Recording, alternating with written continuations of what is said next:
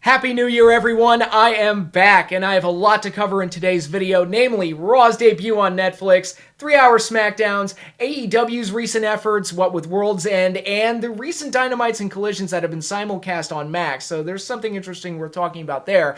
And I also want to talk about the Tokyo Dome shows, Wrestle Kingdom and Wrestle Dynasty, so there's a lot to go over here. If you're interested in seeing more from me, be sure to like, subscribe, hit the little bell icon so you get notified when I post new videos, and if you're interested in participating in my Q&A videos, one of those will be popping up soon. You can email questions to the email address down in the description below. So with all of that said, let's go ahead and get started. First of all, I apologize for there not being a video last week, but against all odds, 2025 started out almost exactly like 2024 did in that I got sick. Fortunately, there was no hospital stay this time. This was more of a typical a sickness works its way around the house, and last week it was just my turn to get sick. Everybody else in the family got sick. You know, we had some in-laws come over for the holidays, and they got sick. It went over to us. And last week it was just my turn. So that's what happened there. I could have filmed a video, but unfortunately I sounded like this. That's how congested I was, and I just didn't feel like putting myself through that. So we are through it now, and now I can finally get caught up on all the good stuff going on in the world of professional wrestling. I do have some ideas for a couple of videos coming up. I do want to do a video talking about the Continental Classic and my opinions of it, and going over how I think that concept can be fixed. Because quite honestly, even though I thought World's End came off really, really well, I'm not entirely happy with the Continental Classic in the execution of it as a concept. And so next week's video will probably be me talking about how they can fix the Continental Classic and make it work as an annual event. And I'm also planning on doing a Royal Rumble video of some kind, one that talks about a Royal Rumble from the past and doing a what could have been if certain things had taken place, so be on the lookout for that.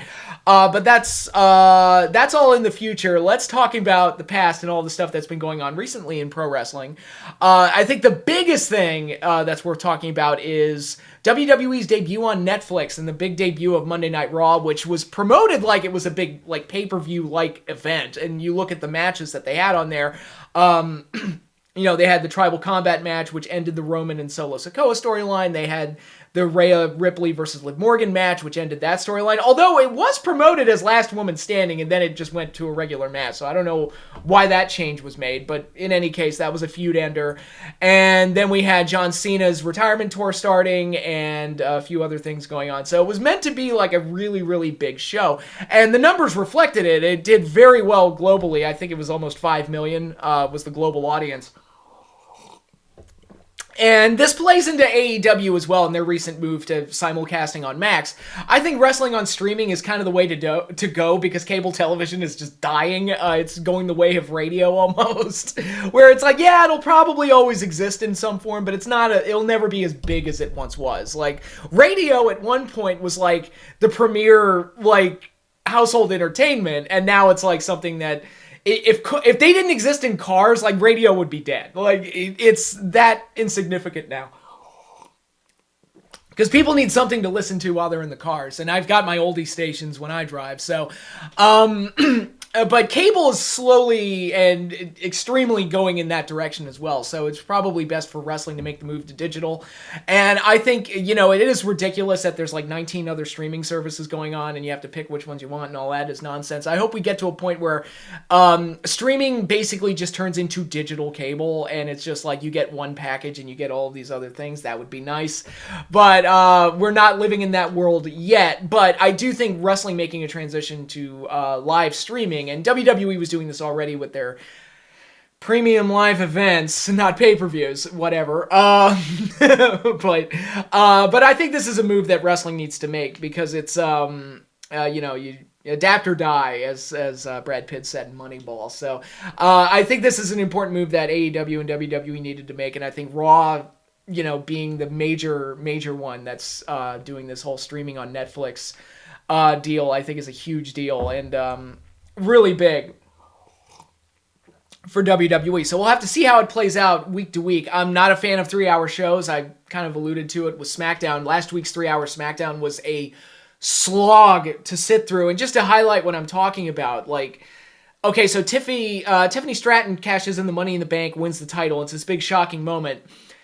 there's still another hour left in the show. So by the time you get to the end of that show, you almost forgot that Tiffany Stratton had won the title. It was like, it's just too much content to absorb, and the shows are just too long.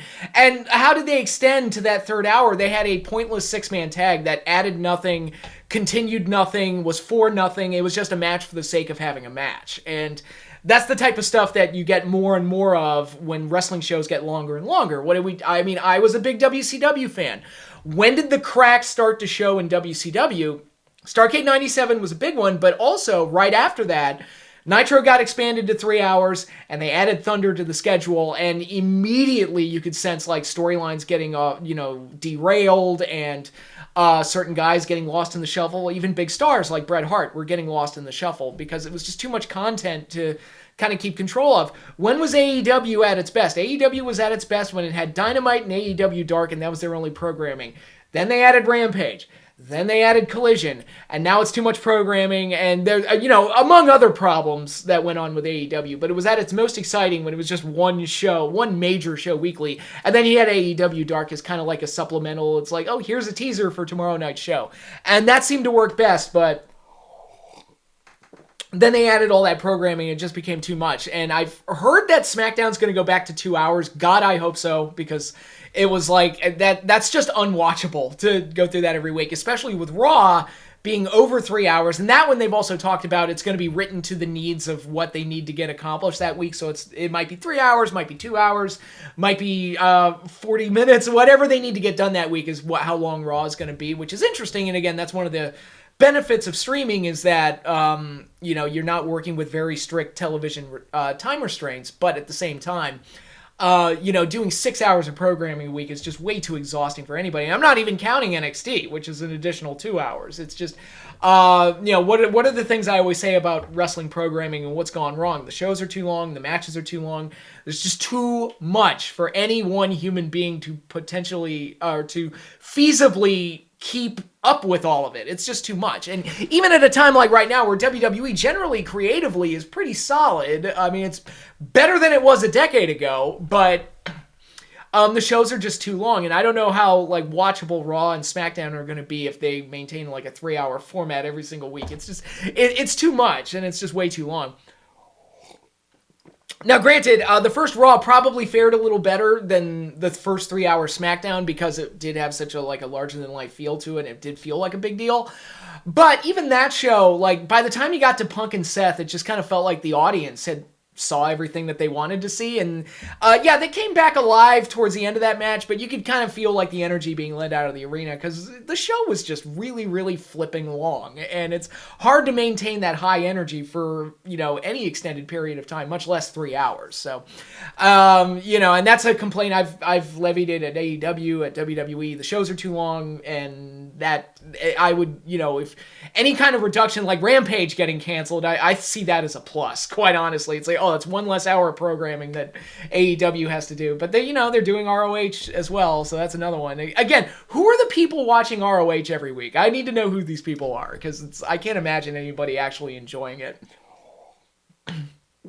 But that's just me. Anyway, like I said, the 3 hour Raw, it felt like a big deal. Unfortunately, the show itself I thought was only fine. All the legends felt like a waste of time, quite honestly, because they just showed up, said hi, and left. Of course, Hogan got booed out of the building, which was kind of funny, but, that like, even if he didn't get booed, like, he just came out, said, how do you do, and then just peaced out. It would have been a complete waste. Undertaker came out just to say hi to Rhea Ripley, and that was it. And I had the idea where it was like, okay, I mean, if they wanted to have him give Rhea a rub, why not make him like the special guest enforcer of that match to kind of keep the Judgment Day from interfering, and then she gets her clean win in a clean match, which is what the storyline was building to anyway. And then they kind of bump fists at the end, and then he rides off into the sunset. As is, it just kind of felt like, oh, hi, Undertaker's here. And, oh, bye, Undertaker's gone. And that was it. And most of the legends were used that way. Rock accomplished nothing with what he said. It seems like any kind of feud with Cody Rhodes is all but squashed. I guess we'll never find out what it was he handed to Cody right after WrestleMania, which I hate when stuff like that gets dropped because it's an interesting question. It's like, all right, what did he hand him? And now, it looks like we'll never know now. And and if they didn't know right from the start, why would you even do the segment? I have no idea. It's baffling, but it just felt like nothing was accomplished. I mean, they could still do Roman and Rock. I mean, people are still speculating whether or not Rock is even going to be active at WrestleMania. I don't know. I felt like that ending, even though they hugged, it felt like it was kind of putting them together to kind of help set the stage for Roman and Rock at Mania, which I think is the match to do, because what else do you do with Roman at WrestleMania at this point? I mean, Roman's still, he's not the champion, but he still feels like the top guy, but it's like, all right, so who's his opponent going to be? It feels like Rock would have to be it. Right? And Cody's probably going to work with the Royal Rumble winner, who looks like it's going to be Cena, which I will give Cena credit. Of all the legends that were on this episode of Raw, he was the only one that accomplished anything, because he laid the groundwork for his storyline. He's like, look, in December, it's all over. No matter what, December, it's over. And I'm going to enter the Royal Rumble. And it puts that, story in place. Is he going to break Flair's record? What's he going to do in his last year as an active competitor? So it's like, there's a storyline there, and they got they got it off the ground on this episode of Raw, so good job on accomplishing that.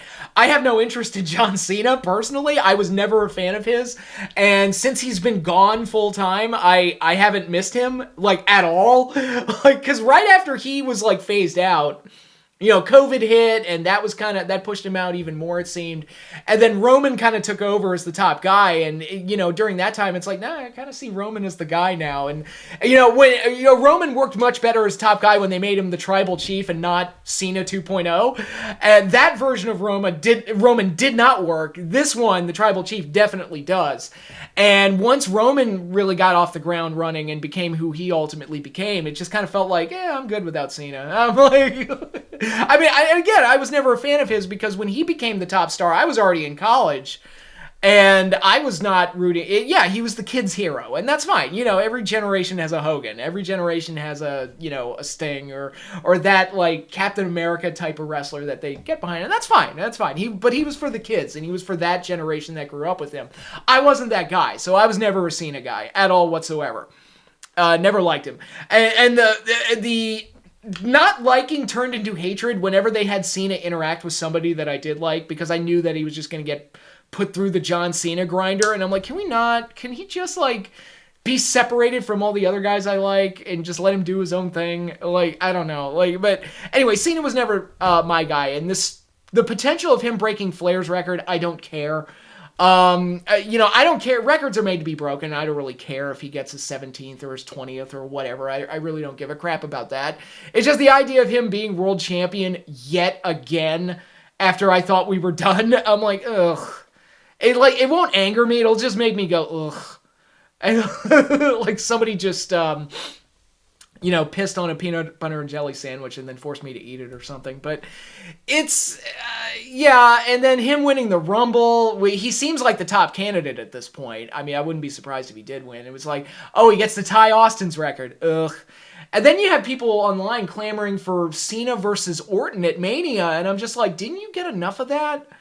You didn't see that match enough? They wrestled each other 8,000 times. I got sick of it by match 3 or 4. That would be like if in 1996 Andre the Giant was still alive and WWF got Hogan back and they were like, hey, let's do Hogan Andre again at WrestleMania. And I'm like, no, we already did it. What are we doing here, guys? I saw that match 4 times. One of them was a steel cage match. I'm fine. We're good. We don't need to see it anymore. And this is even more than that, where Cena and Orton wrestled each other in every conceivable gimmick match you could possibly imagine. And then it's like, no, we got to do it one more time. I'm like, I don't think so. I think if Cena's on borrowed time and his time is limited, why not create matches that we've never seen before? That's more interesting to me than just reliving the same old shit over and over again. It's like when Batista had his retirement match. It was like, oh yeah, I'm going to work with Triple H again. I'm like, didn't you wrestle him 900 times? What kind of a last match is that? It's like, yeah, I'm going to wrestle that guy that I've wrestled thousands of times before. And It's like, I mean, at least with Undertaker, the Boneyard match wasn't an ideal final match because there was no audience, but what do you do in that situation? At least they put him with somebody like AJ who he'd never worked with before. So it felt fresh. If they'd put him up against Kane, I would have been like, oh my God, really? So I don't know. That's my take on Cena's retirement. I'm like, while you have him, might as well create some interesting matches. Maybe him versus Cody would work for WrestleMania. I would probably support Cody going over in that situation because I don't want to do another Cena title reign. Please, dear God, spare me. For the love of God, no more. I thought we were done. I thought we were done with all this. I was happy. Everybody else was happy. And then it's like, nope, Cena has to come in and conquer the world again. And I'm like, okay. Because that's the other problem with Cena is that he's lost so much frequently that a win over him means almost nothing. Like, again, Austin Theory beat him at WrestleMania is less over now than he was back before he worked with Cena. So, I mean, that's... I don't know. It's just kind of like they can create some interesting situations with the Cena retirement thing. I'm sure his last match in December will be a big deal.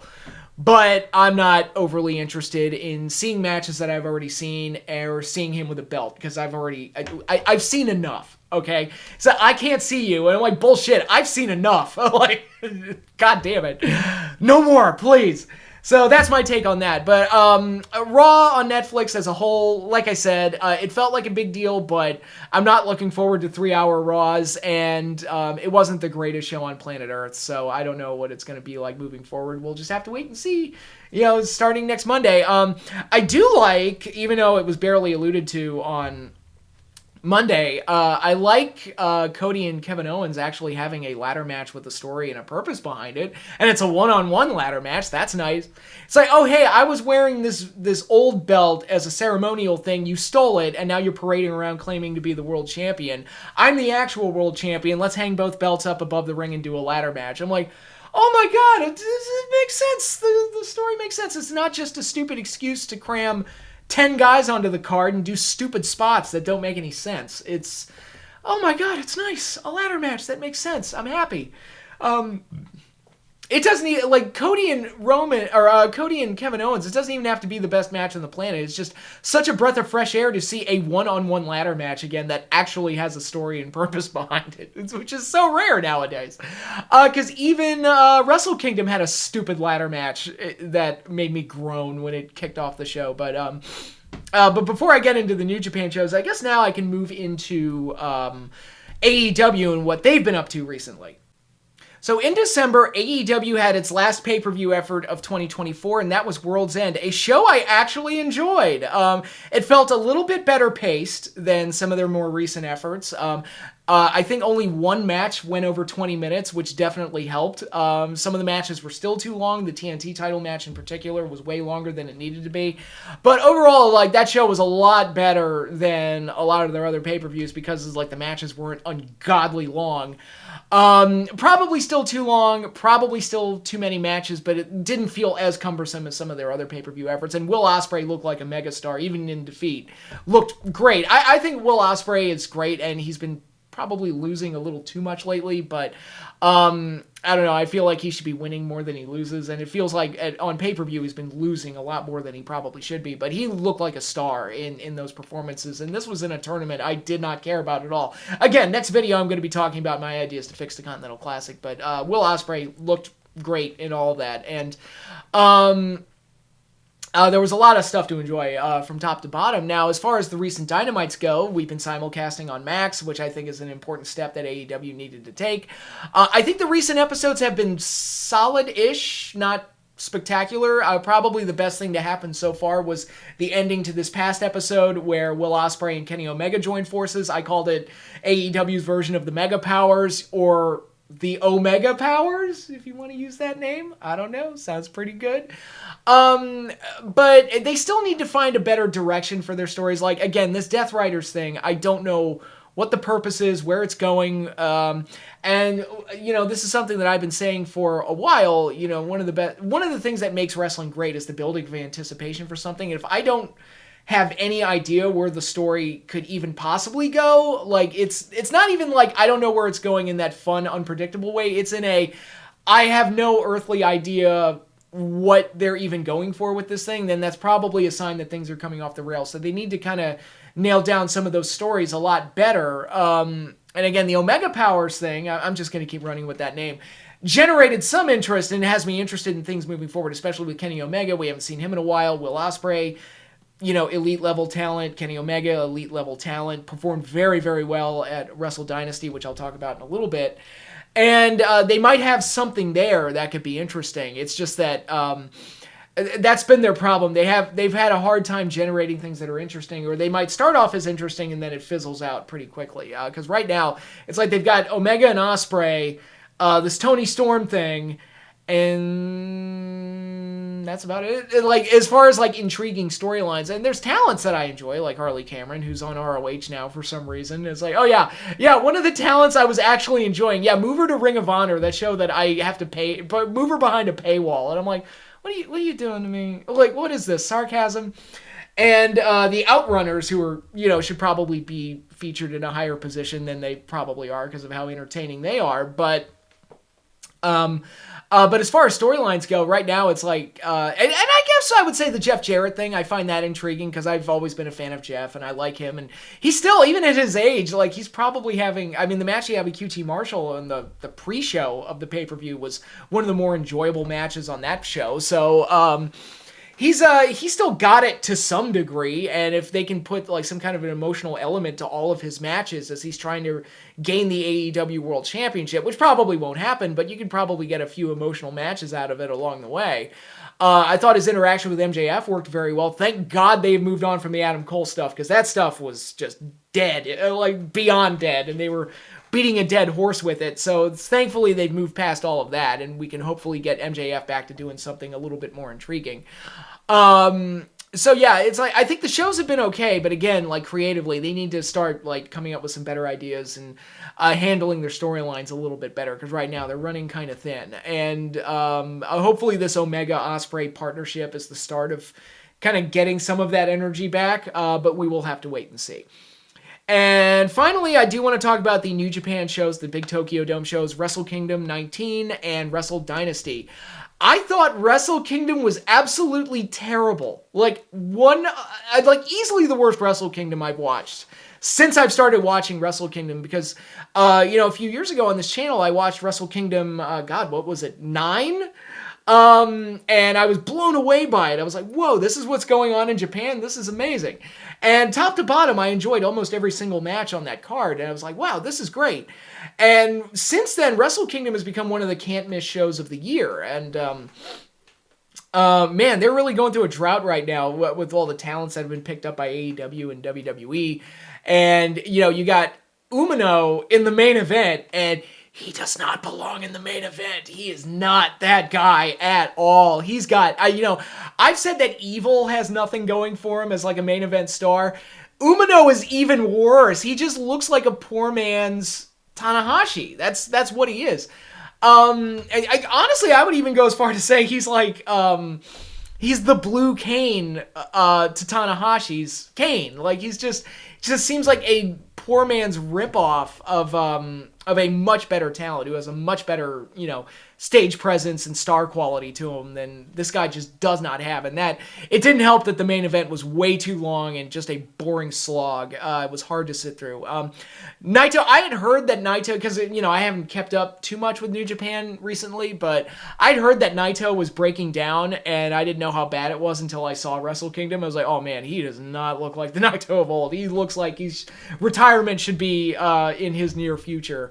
Speaking of which, we have another retirement story. We got Cena, we got Jarrett, we got Tanahashi, where he's going to retire soon as well. He put his career up on the line at Wrestle Kingdom, what was probably one of the better matches on the show, the Lumberjack match against Evil, which even that match, it had a lot of brawling outside of the ring for a Lumberjack match, which is supposed to prevent that kind of thing. But even so, at least it had a face and heel dynamic I could kind of understand and absorb properly. But Yeah, the show was really bad. I like Zack Sabre Jr. I've always been a fan of his, but man, that match, that main event was not a good showcase for his abilities. The match with Ricochet the next night at Dynasty was a lot better, even though there was no prayer of Ricochet winning. That's another thing. Oh, I forgot to bring that up. I'm liking Ricochet as a heel. I think he plays off much, much better as a heel, and that like bit with the scissors that he did against Swerve Strickland was really, really well done, and definitely the highlight of the first 2025 Dynamite. So I'm really digging him as a heel. I think they've got something there. Wrestle Dynasty as a whole was a much better show, mainly for Kenny Omega's return, which, you know, you could probably say he did too much in that match, and maybe the match was too long, the one against Gabe Kidd. But as far as showcasing whether or not Kenny Omega could still go, the match definitely did that. I'm like, okay, Omega's back, and here's hoping for more like, you know, A+ star quality performances from him, and hopefully AEW can utilize him in a way that generates some interest and creates some of those matches that are worth seeing and make us want to see those matches. Because as I said, it's one thing to do 5-star matches. The real, you know, the real money is made in generating anticipation for those 5-star matches. And WWE, you know, for their faults, I mean, they've done a pretty good job of that in the last year or so, creating intrigue in matches that we want to see. And that's something that AEW has kind of dropped the ball with. So hopefully with Omega back, they can get back to creating something that would get us excited and make us want to see it. So again, we'll just have to wait and see on all that. The Bucks have won the IWGP Tag Team titles, which does that mean they're going to come back to AEW parading around with those belts? I don't know. Mercedes Moné, she won more belts. Is she going to be parading around AEW programming with 100 title belts? Probably. Because what's one of the problems with modern wrestling? There are too many belts. Way too many freaking belts. And, God, looking at, you know, the New Japan shows, like, almost every match was a title match on both shows. And that's ridiculous. Like, again, it's more special when there's only like a handful of titles, and it makes, you know, the role of champion a far more desirable one when it's harder to obtain. And having all these belts, I think, is just ridiculous on so many levels. But in any case, Wrestle Dynasty I thought was okay. Wrestle Kingdom I thought was absolutely terrible. Like, easily the worst Wrestle Kingdom I've seen since I started watching them. So, again, you could chalk that up to a lack of star power. You could chalk it up to a lack of direction for New Japan. You could chalk it up to some of the other problems that are plaguing all of wrestling: too many belts, matches are too long, you know, yada, yada, yada, all that other stuff. It's a bunch of things have contributed to New Japan being far less interesting than it was back when I started watching regularly about a decade ago. And, you know, hopefully they can right the ship and turn it back into something intriguing or exciting, because right now, it's like that was me, like Wrestle Kingdom 19 especially, because Dynasty was more of a crossover show with AEW guys and other talents involved, and that was more of a cross-promotional thing, and it was more intriguing for that. That was kind of the sell. Wrestle Kingdom was New Japan just putting on its biggest show, and if that's what they're offering for their biggest show, yikes. They need to they need to do some work to kind of bring things back. I think David Finlay has developed into something, because I remember seeing him a few years ago. I was like, wow, he's bland as fuck. So he's really worked on his look, and it has more of a star presence to him. I'm not a big believer in the Bullet Club in 2025. I think at one time that concept was red freaking hot, but now it's just kind of like living on the fumes of the past, and I don't see any reason to continue it. So I think I see some potential in Finlay, but he's got to get past the Bullet Club, because right now it's like, that's kind of a dead concept, especially when all the best members of the Bullet Club that made that version of the Bullet Club so special a few years ago, they're all in other companies. They're all in either WWE or AEW. So it's like, why are we still doing the Bullet Club, you know? Just my opinion. Just my opinion. So, yeah, that was pretty much my take on the New Japan shows. Again, Kingdom was terrible. Dynasty was okay, especially for the Omega match. I recommend checking that out if you're a Kenny Omega fan and want to see that. But yeah, there's a lot of, we'll have to wait and see how everything goes. Again, next video is going to be me talking about the Continental Classic and how to fix it. And then there's going to be a Royal Rumble video soon after that. We're heading towards the Royal Rumble. I will give my predictions right now. I think John Cena is going to win the Rumble. I would be very surprised if anybody else did. Could be wrong. There's a few other candidates. I do think it's hilarious, though, that we're all talking about the winner of the Rumble facing Cody and not Gunther, the world champion. So it really tells you, like, oh, we have 2 world champions. No, you have 1 world champion and intercontinental title plus. And it's a useless title at this point. Everybody views Cody Rhodes as the top guy in WWE.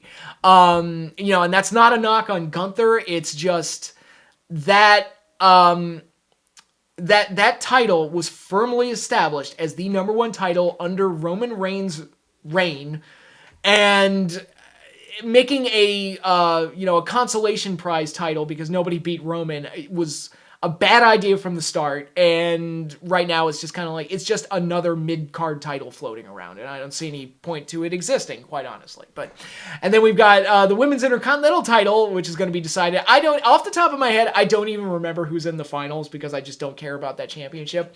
It was supposed to happen on the first Raw, but then they moved it. I saw like the press release or something that said like, we wanted to give it the proper time or whatever. Like, it was this very flowery and political way of saying no one gives a crap and this show is too important for it, is what it sounded like to me. But it's just, there's no reason to have all these titles floating around. It's all a mess. It's all so confusing, and it's just a disaster area. And again, these are problems that are plaguing all of wrestling. Hopefully it gets fixed. I know the New Japan recently retired the KOPW title. It's like, great, now you've just got 17 more to get rid of and you'll be fine. But in any case, that is all I have for you now. Thanks again, everybody, for watching, and once again, hope you all had a great, safe holiday season, and you all have a great, happy new year, and let's make 2025 a great year for all of us. I know that's hard to say right now, what with everything going on in California and all the fires and everything, but I wish everybody all the best during what is very trying and a very difficult time for a lot of people, and I don't wish that kind of destruction on anybody. It's really horrible. So here's hoping we come out of that. Everybody involved comes out of that okay. But yeah, let's work to make 2025 a good year for everybody. I am done for right now. Thanks again, everybody, for watching, and I'll see you all later.